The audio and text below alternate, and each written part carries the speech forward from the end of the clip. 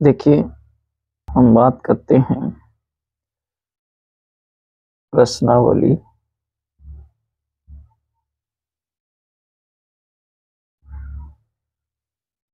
एक दशमलव एक कह क्या रहा है क्वेश्चन में।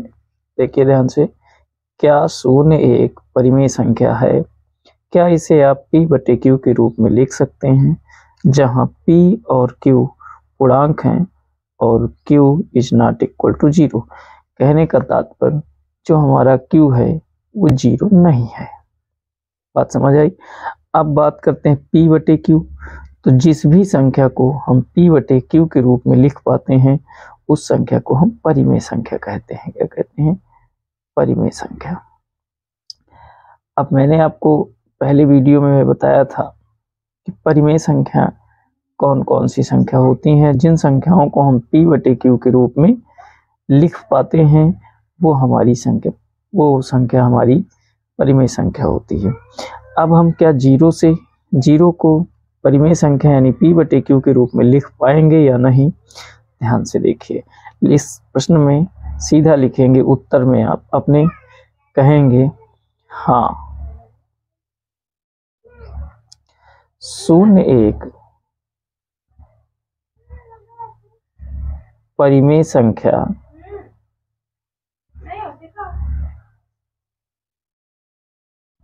है, इसे हम p बटे q के रूप में लिख सकते हैं।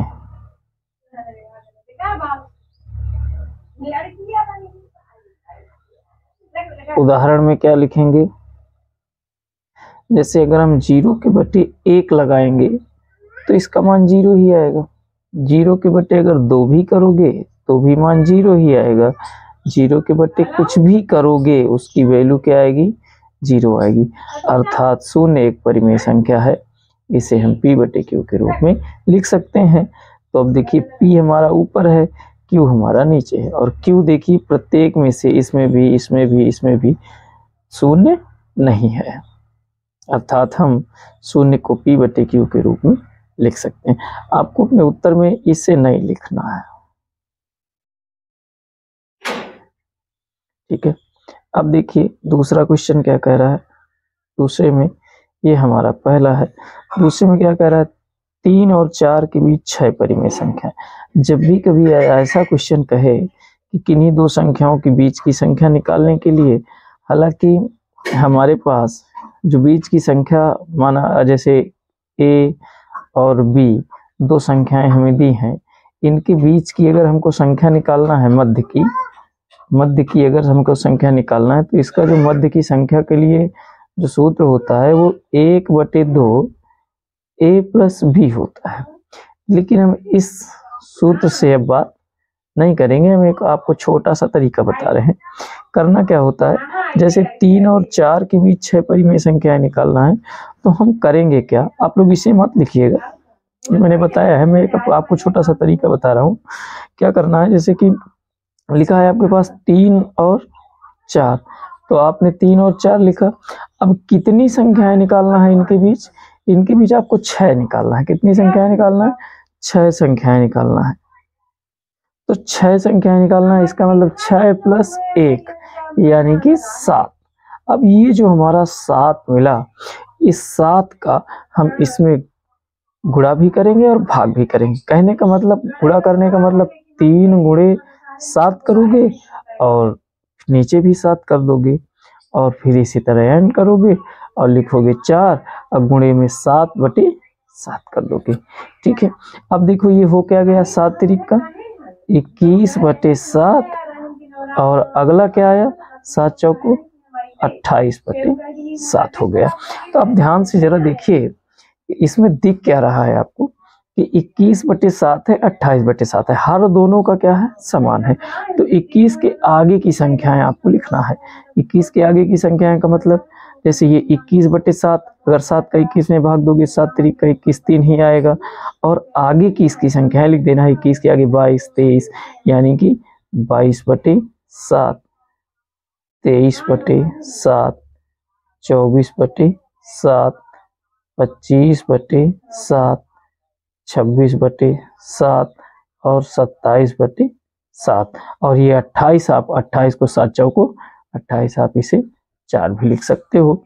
यानी कि ये जो हमारी संख्याएं बनी, ये हमारी संख्याएं 3 और 4 के बीच 6 संख्याएं, प्रॉपर रूप से ये हमारी 6 संख्याएं लगातार क्रम से निकल आती हैं। अब अगर कोई कटता भी है तो काट देना है, नहीं कटता तो रहने दीजिए, कोई दिक्कत नहीं है। अब देखिए तीसरे में क्या कह रहा है, तीसरे में भी ऐसे ही संख्या है लेकिन भिन्न के रूप में। कहना है 3/5 और 4/5 के बीच 5 परिमेय संख्याएं लिखी। तो आपको सेम यही सवाल है, करना क्या है, आपको लिखा है 3/5 और 4/5। क्या कह रहा है, बीच 5 परिमेय संख्या है। मैंने क्या बोला है, जितनी संख्या कहे, 5 कह रहा है, 5 में आपको 1 जोड़ना है तो ये बन जाएगा 6। मतलब जितनी भी संख्या निकालने को कहे उस संख्या में हमें 1 ऐड कर देना है तो ये 6 बनेगा। कोई भी संख्या 7 कहे तो 7 1 8 हो जाएगा, 9 कहे तो 9 1 10 हो जाएगा। मतलब वो जो भी 1 ऐड करने पर जो संख्या बनेगी उसका इसमें ऊपर भी गुणा नीचे भी गुणा, मतलब उसी का ऊपर गुणा नीचे गुणा कर देते हैं। तो जैसे यहाँ पे हमारा 6 आया, 6 का हम क्या करेंगे, 3/5 लिखेंगे और गुणे में हम 6/6 और फिर यहाँ ऐड करेंगे और यहाँ 4/5 और गुणे 6/6 करेंगे। तो 6 3 18 बटे 6 पंचे 30, फिर ऐड करेंगे और यहाँ 6 चौको 24 और 6 पंचे 30। अब देखिए नीचे तो सेम है 30 30, 18 के आगे हम बात करेंगे 19 20 21 22 23 24 यही है। तो 18 इसको अगर काटोगे तो तुम्हारा क्या आएगा, 3/5 ही आएगा। और कामा आप लगा दीजिए, फिर 19/30 कर दीजिए, 20/30 कर दीजिए, 21/30 कर दीजिए, 22/30 और ये 23/30 और अगला तुम्हारा 24/30 सही है। तो इसको आप लिख सकते हो, 4/5 भी लिख दो या 24/30 लिख दो, नो प्रॉब्लम, कोई दिक्कत नहीं है। अच्छा, अब ये जो हमारी संख्याएं हैं 19/30 20/, अगर इनमें कोई कटता है तो काट भी दीजिए। जैसे 19 30 नहीं कटता, लेकिन ये 20 और 30 कटता है, काट दो। काटना चाहो तो काट दो, नहीं ऐसे लिखा रहने दो, कोई दिक्कत नहीं है आपको, कोई भी दिक्कत होने वाली आपको नहीं है। तो ध्यान से देखिए, यहाँ पर 21 कटता है, बिल्कुल 3 से कटता है। 3 से अगर काटोगे तो ये 3 7 21 और 3 दाहम 30, ठीक है, ये कटता है, बिल्कुल कटता है। 11 तो नहीं है 22 और ये 15, ठीक है, ये नहीं कटता है। तो जो कटते हैं वो कट गए, जो नहीं कटते वो नहीं कटे। दोबारा आप लिख सकते हो 3/5 कामा और ये 19/30 कटता ही नहीं है, ये 2/3 बना, ये तुम्हारा 7/10 बना, ये तुम्हारा 11/15 बना और ये तुम्हारा 23/30 ही है। बाकी 4/5 आप लिख दीजिए। तो ये जो हमारी बीच की संख्याएं हैं यही हमारी क्या है, 5 संख्याएं हो गई। देखिए 1 2 3 4 5, ये 5 हमारी 3/5 और 4/5 के बीच की संख्या। अच्छा, एक क्वेश्चन मैं इससे संबंधित और आपको बताना चाहता हूँ, जरा ध्यान से देखिएगा।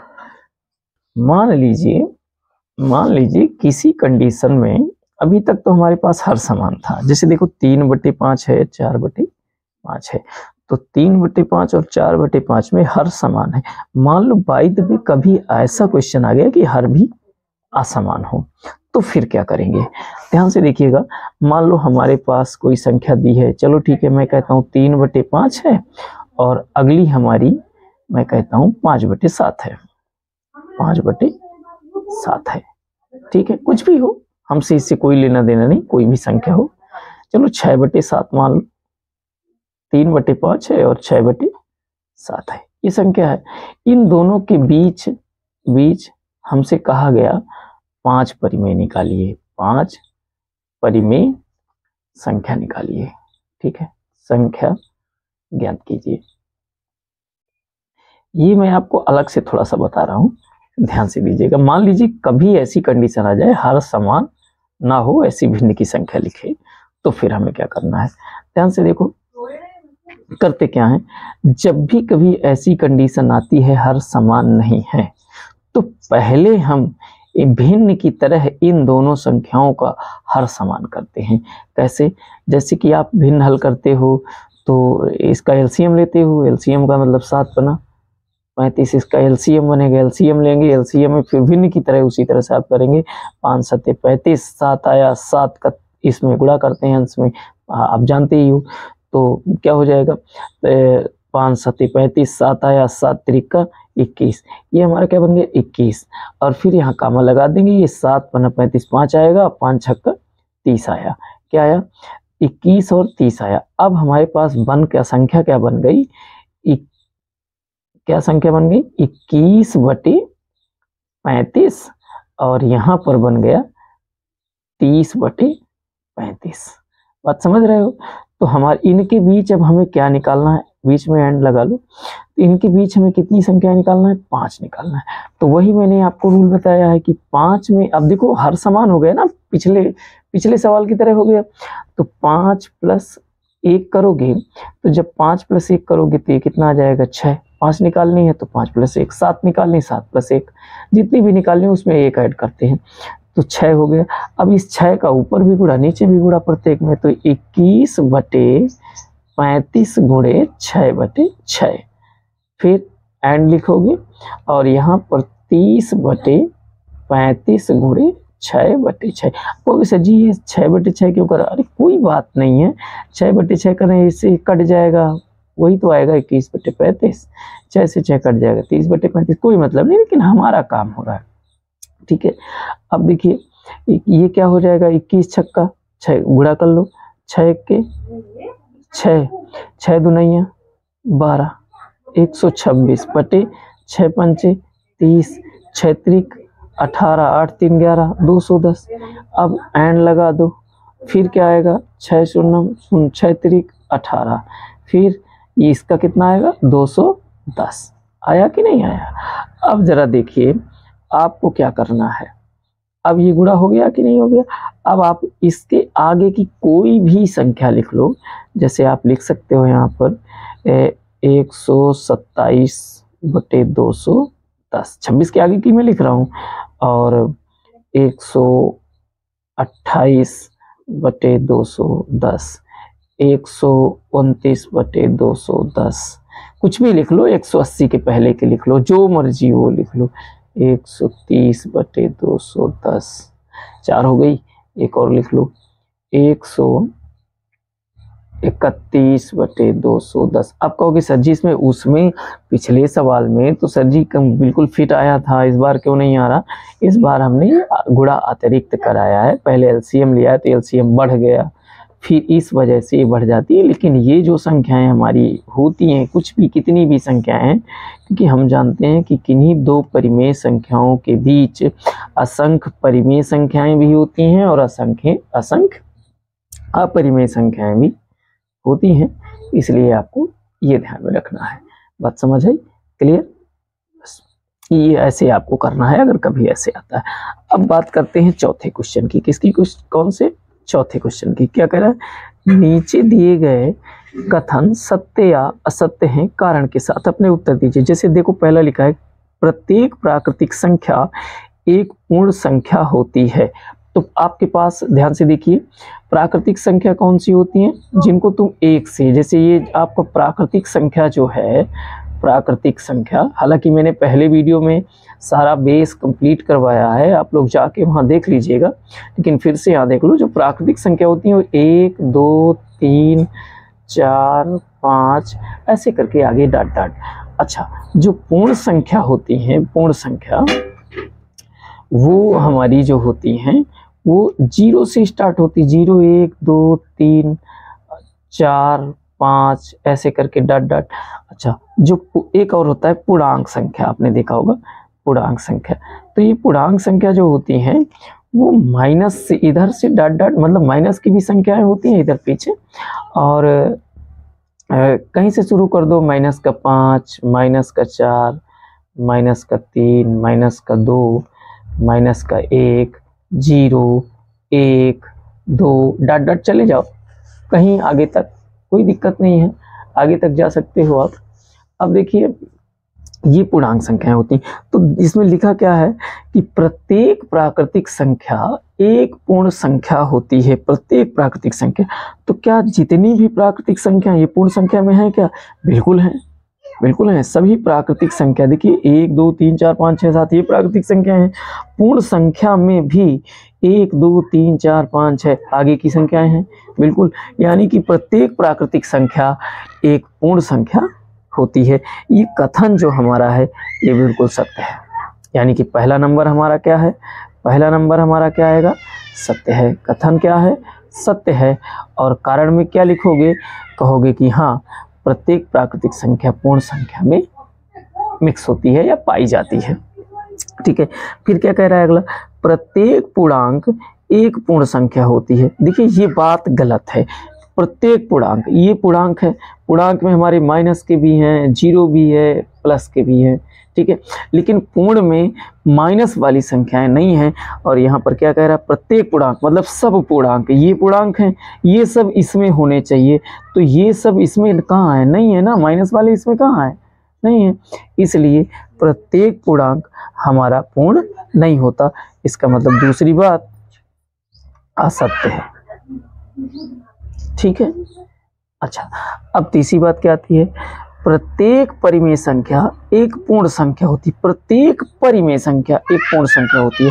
अच्छा, तो जो परिमेय संख्याएं होती हैं, आपने देखा होगा अभी हमने बात किया, जो परिमेय संख्याएं होती हैं, जैसे परिमेय संख्या, तो जो परिमेय संख्याएं होती हैं, आप लोग कुल मिला के पहला वीडियो गणित के बेस का, आप लोग गणित का परिचय डाल के खोजेंगे तो मिल जाएगा। तो आप पहला वीडियो देख लीजिएगा, उसको बहुत अच्छे तरीके से बताया गया है। तो परिमेय संख्या जो हमारी होती है P/Q के रूप में होती है। लेकिन इसमें क्या कह रहा है? प्रत्येक परिमेय संख्या एक पूर्ण संख्या होती है। परिमेय संख्या का मतलब जैसे 2/3 लिखा है, ये संख्या हमारी परिमेय है। क्या है? परिमेय है। लेकिन ये संख्या पूर्ण नहीं है, क्योंकि पूर्ण में क्या है? 0 1 2 3 4 5। तो प्रत्येक परिमेय संख्या पूर्ण नहीं होती। जबकि अगर यही ये कह लेता कि प्रत्येक पूर्ण संख्या परिमेय होती है, तो हम कह देते हाँ होती है, क्योंकि सभी जितनी भी पूर्ण हो, चाहे प्राकृतिक हो या चाहे पूर्णांक हो, इस सबको हम परिमेय बना सकते हैं, क्योंकि हम इसमें बटा लगा सकते हैं। कोई संख्या नहीं तो है बटा 1 का होता ही होता है सबके साथ। तो सभी प्राकृतिक हो, चाहे पूर्ण हो, चाहे पूर्णांक हो, सभी परिमेय होती हैं। लेकिन सभी परिमेय इनमें से कोई नहीं होती। कहने का मतलब सभी परिमेय ना तो प्राकृतिक होती, ना तो पूर्ण होती, ना पूर्णांक होती, ठीक है। कुछ परिमेय होती हैं, जैसे अगर हम कहें ये 5 लिखा है तो 5 परिमेय तो है, क्योंकि 5/1 लिखा है। अब ये 5/1 है, तो 5/1 परिमेय भी है और 5 पूर्ण भी है, प्राकृतिक भी है, पूर्णांक भी है, ठीक है। तो आप लोग ऐसे समझिएगा। तो यहाँ से प्रश्नावली 1 आपकी कंप्लीट होती है।